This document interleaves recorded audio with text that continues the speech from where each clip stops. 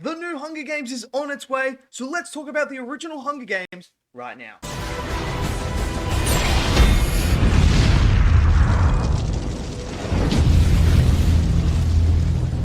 Okay, so the new Hunger Games is just around the corner, so I thought, let's go back and rewatch all the Hunger Games and talk about every single one leading up to the new one coming out. Now, we're going back to the original Hunger Games, the very first one that set everything in motion in the cinematic universe. Now, this is a take on this incredible popular book series, and I haven't read any of the books. I haven't read them.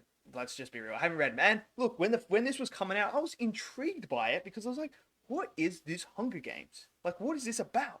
You know, this idea of 12 districts, they each put up two people who go into, you know, a battle arena and battle to the death. Only one can walk out and survive. And we're talking anywhere from age range of 12 to 18. So you're not even having like full-grown men and women fight. Nah, we're getting kids to do it for our pleasure. And I was like, bro, that is like one of the psychopathic, sickest ideas.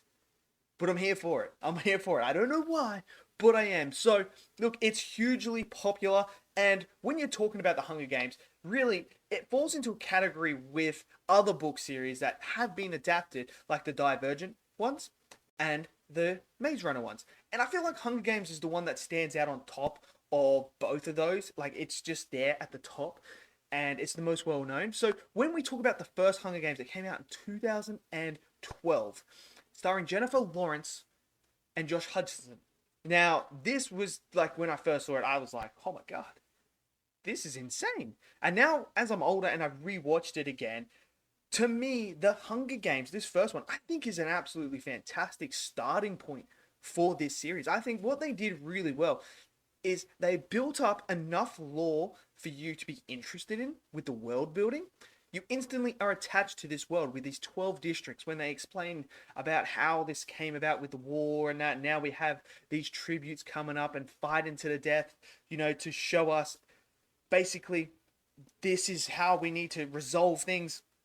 It's a very sick world, but you instantly attach to it because you start and you're evaluating District 12, which is the lowest district, and it is the one that is just the poorest one. They're just out there in poverty, and you see that. So instantly they're getting you attached to our main characters who are from that district straight away. And as the story progresses, we start to learn more about the Capitol and what is actually the Hunger Games about. And as you get closer and closer to the Capitol, this is where you start to see the disconnect between the Capitol and the other districts and how the Capitol hold themselves way higher than any of the other districts. They think they are like basically the perfect people. They're the ones that, you know, this is for them. This isn't for the other districts. This is for them. And it's well done because President Snow explains it in this movie about how their hope is the biggest thing that can overthrow them. Too much hope causes an uprising. And it's all about the fear. And it's about being controlled fear. And that's what the Hunger Games is about. It's about controlling that fear and showcasing the power that the Capitol have over everyone else. So you're instantly in this world straight away. And I think they did a fantastic job at building that world and giving you enough lore that actually showcases where we're going to go maybe in the future. Now, when you get to the characters and you're meeting Katniss, you're meeting her for the first time, you know, they're building this relationship with Gale, who's played by Liam Hemsworth, and you're seeing their connection and how they're living amongst themselves, how they're going out finding their own food, bringing the game back and eating it. And we find out she's got a sister and a mother. And then when the tribute stuff starts to happen and her sister, who goes in for the very first time, gets her name pulled. Talk about the odds not being in your favor. You go in it for the very first time, your name gets pulled, and you now have to represent that district. And she's 12 years old. Like, she ain't gonna do anything. She ain't gonna do anything against an 18-year-old man. And you instantly see this bond between sisterhood. And, you know, basically, look, if anyone who's an older sibling would have done the exact same thing in that situation, if your younger brother or sister was in that situation and they were like being caught and they're like, oh, they're going up for tribute, you would step in and be like, no, I'll take it. I'll go and do it. And that's what she does. So instantly you're getting one over straight away because the idea is to win you over so that you like this character, that you are rooting for Katniss this whole entire time. You want her to win. And as you go through the story, you see how the Capitol and how much it resembles today's society in the way that it's all for show. So you have Peter as well, who you learned a lot about and you start to care about his character. But then the whole idea and narrative of them to pretending to be in love to try and win people over so that they can get help during the Hunger Games. And it shows you exactly this is what society does right now. This is what people do. Fake things on the internet to, put up a front, to put up a face, to be like, hey, look, we're happy, we're together and that. But realistically, they're not. Behind the scenes, you don't see the whole full story. And that's what we get in this one. Katniss obviously is in love with Gale at this point. And Gale's in love with her. And he's looking after the family while she's gone. And you see that. And then when they're playing this whole, we're together, obviously, Peter actually does end up falling in love with her and actually does care for her. So he, as he's pretending to, do this, he has a bit of, he feels like there's a situation here that he can manipulate at the same time to try and win her over by pretending to be with her when he does like her. And then, obviously, as it progresses, he starts to get even more in love with Katniss. So you have this dynamic going on, and it's just a really good commentary on society itself right now and how fake things can be and seem, and how someone who genuinely does care can get hurt. So you see that, and then you obviously see the stuff with Gale as well, where he's kind of like, what do I make of this?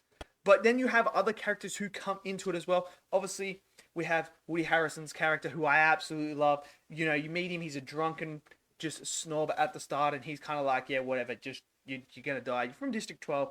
And then, obviously, Katniss and Peter start to win him over, and now he actually cares. And there's this really critical scene in the movie where he sees Katniss is injured, and you see this character, the realization on him, okay, I need to start helping her. I need to start pulling strings. So he goes and mingles with people to try and get help sent to her.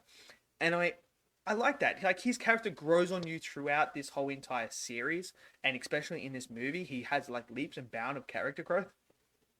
Then when you get into meeting the other districts, you know that districts 1 and 2, they're just basically trained from a young age all the way up to 18, and then they volunteer straight away. And they're they're built to try and win this. They're constantly built like that. They have academies, man. That's crazy. And it's just insane. And I think they were, done really, really well. And I thought the action in this movie was done really well as well when you're actually into the Hunger Games. Because look, the first whole half of this movie is the build-up. It's getting the world building going, explaining a bit of the lore, introducing the characters, trying to win you over these certain characters, demonstrating just how corrupt and everything is when it comes to the Capitol, to showcase you the power shift that could potentially happen as we progress, how much the Capitol think they're up here and how the districts are down here. And there's this really good moment where we see in District 11 after Rue's death, which is a heartbreaking scene, and still is, where Katniss, does the whole with the 3 and puts it up like that, and you see then District 11 just lose it, and they go at the Capitol there, and it's can we revolve here? Can we somehow overthrow the Capitol? And it's absolutely fantastic. I really enjoy that whole the whole scene with that and showcasing that. And then you just, you see the corruption in the game itself.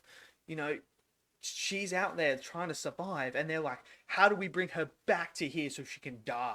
They're automatically doing it, and then they create these dog-like, bear-looking human creature things to go out and kill the people, because it's well, we need to wrap this up somehow, let's do it. So you see all this, and then obviously the whole idea of, hey, you two can survive. If you're the last 2 standing, we will let you go. And then when they're the last 2, it's oh, we're revoking that now. Only one of you can survive. So who is it going to be?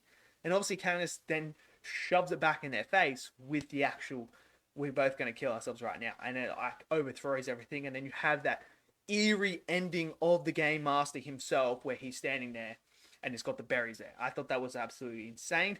His beard is insane. Come on, man. That beard is just pinpoint perfect. How do they do that? I don't know. But that's what the Capitol is. It's like this insane, like, colorful place, but realistically, deep down, it's like just such a scummy place. Let's say that. But look, I think this is beautifully shot as well. I thought the Hunger Games itself was shot fantastically, and it adds like that, intense feel to it as well.